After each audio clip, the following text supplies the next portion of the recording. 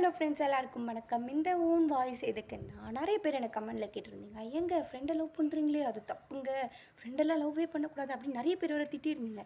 எதுக்கு நான் உங்ககிட்ட கேட்குறேன், ஏன் ஃப்ரெண்டை லவ் பண்ணக்கூடாது? நீங்கள் யாருன்னே தெரியாத ஒருத்தவங்களை மேரேஜ் பண்ணிவிட்டு இது பண்ணுறதுக்கு என் கூடவே இருந்து என்னை பற்றி எல்லாமே தெரிஞ்சு என்னுடைய பாசிட்டிவ் நெகட்டிவ் எல்லாம் தெரிஞ்சவனை மேரேஜ் பண்ணுறதுல ஒன்றும் தப்பு இல்லையே. என்னை பற்றி அவனுக்கு எல்லாமே தெரியும்.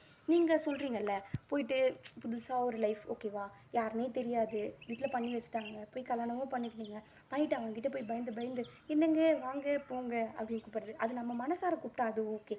கட்டாயமாக நீ இப்படி தான் கூப்பிடணும், வாடா போடா சொல்லக்கூடாது அப்படிலாம் சொல்லுவாங்க, அதெல்லாம் கஷ்டம் தானே. அதெல்லாம் நம்மளுக்கு வேறு செட்டே ஆகாது. டேய் வாடா போடா அப்படி கூப்பிட்டு தான் நமக்கு பழக்கம். அதனால லவ் மேரேஜும் நல்லா தாங்க இருக்கும். அதுவும் ஃப்ரெண்டை லவ் பண்ணுறது உண்மையாக நல்லாயிருக்கும். நம்மளை பற்றி எல்லாமே அவனுக்கு தெரியும்.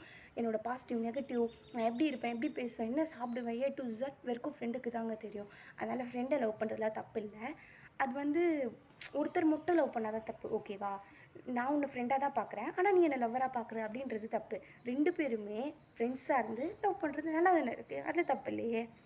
என்ன கேட்டவங்களுக்கு இந்த பதில் ஓகேவா? ஓகே, டாடா பாய், நெக்ஸ்ட் வீடியோவில் பார்க்கலாம்.